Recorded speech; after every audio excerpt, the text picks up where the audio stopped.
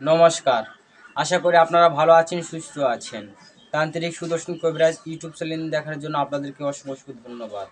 আপনারা সর্বদাই ভালো থাকবেন, সুস্থ থাকবেন। আর যারা এখনও আমার ইউটিউব চ্যানেলটিকে সাবস্ক্রাইব করেনি তারা অবশ্যই আমার ইউটিউব চ্যানেলটিকে সাবস্ক্রাইব করে আমার পাশে থাকবেন। অনেক কিছুই তো ইউটিউবে ভিডিও দেওয়া হলো, বশীকরণ অনেক কিছু ক্রীড়ার ভিডিও দেওয়া আছে।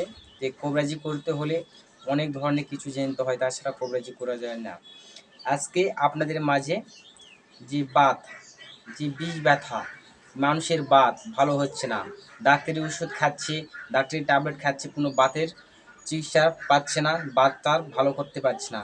বাতের ব্যথা, আমি যে বাতের ব্যথার আজকে যে তেল বানানোর যে নিয়মগুলো প্রসেসগুলো বলে দেবো, সেই নিয়মে যদি আপনারা তেলটি তৈরি করতে পারেন, আমি 100% গ্যারান্টি দিচ্ছি। আমার এগুলো প্র্যাকটিক্যাল প্রমাণ সহ এগুলো কাজের রেজাল্ট। আপনারা যদি করতে পারেন অবশ্যই 5-6 দিন যদি ওই তেলটি ব্যবহার করে তাহলে ওর বাতগুলো ভালো হয়ে যাবে। দেখা যাচ্ছে পুরাতন বাত ওষুধপত্র খায় ভালো হয়নি, ওই বাতগুলো ভালো হয়ে যাবে, সমস্যা নেই। আমি যে ফর্মুলা বলছি সেই ফর্মুলা মতো কাজ করুন। আমি বলে রাখি, যারা যারা আমার শিষ্য, আমার শিষ্যদের আমি পার্সোনাল একটা গ্রুপ খুলতে চাচ্ছি। এই গ্রুপ হোয়াটসঅ্যাপ গ্রুপ বা ইমোতে গ্রুপ আমি খুলতে চাচ্ছি।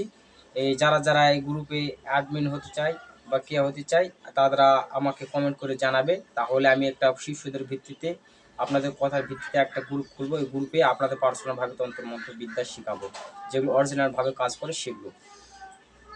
আর যে বাতের তেল বানানোর জন্য যে ফর্মুলাগুলো লাগবে সেই ফর্মুলাগুলো হচ্ছে নিমের পাতা, কালো ধুতরা গাছের পাতা এবং বেলের পাতা এবং চোকার যে পোড়া মাটি, চোখে জাল দেওয়ার পরে ভাত রান্না করা হয়, চোখা পোড়া যে মাটি থাকে ওই মাটিগুলো ভালোভাবে পিষে, যে পাতাগুলো কথা বলুন সেই পাতাগুলো ভালোভাবে পিষে আপনারা হাফ কেজি সরষের তেলে জাল দেবেন।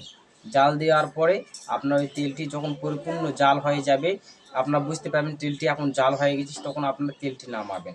মানে তেলটি কালো কালো সিস্টেম হয়ে যাবে, একবার তেলটা পুরোই খুলবেন না, সেরকম যে গাছের উপাদানগুলো পাতাগুলো পিষে দিয়েছেন দেখবেন সবগুলো তেলে কড়মড়া হয়ে যাবে, সর্বদাই ভাজার মতন কড়মড়া হয়ে যাবে, তখন বুঝে নিবি তেলটি পরিপূর্ণভাবে পাক হয়েছে। তারপরে আপনার তেলটি নামার পরে একটু কর্পূর পিপারমেন্ট দেওয়ার পরে মিক্সার করে তেলটি ঠান্ডা করে রুগীদের দিবেন। এবং রুগীর বাত থাকুক, বাতের ব্যথা থাকুক, অন্যান্য বাধা থাকুক, আপনারা প্রয়োগের ক্ষেত্রে সকাল এবং রাত যখন প্রয়োগ করবে তখন ওই তেলটি একটু কোনো বাটিতে নেওয়ার পরে একটু গরম উসুসি গরম করে নেবে। উসুসি গরম করার পরে যেখানে ব্যথা, বাতের ব্যথা বা অন্যান্য ব্যথা সেখানে মালিশ করবে। 3 থেকে 4 দিন বা 5 দিন এর ভিতর তার যে কোনো বাতের বিষ ব্যথা ভালো হয়ে যাবে। এটা বহু পরীক্ষিত, আমার নিজের এগুলো তৈরি করা এবং খাটানো। আপনারা করুন, অবশ্যই ফলপ্রদ হবেন। যদি ভিডিওটি ভালো লাগে অবশ্যই একটা লাইক দিবেন আর কমেন্টে অবশ্যই আপনাদের মতামত জানাবেন।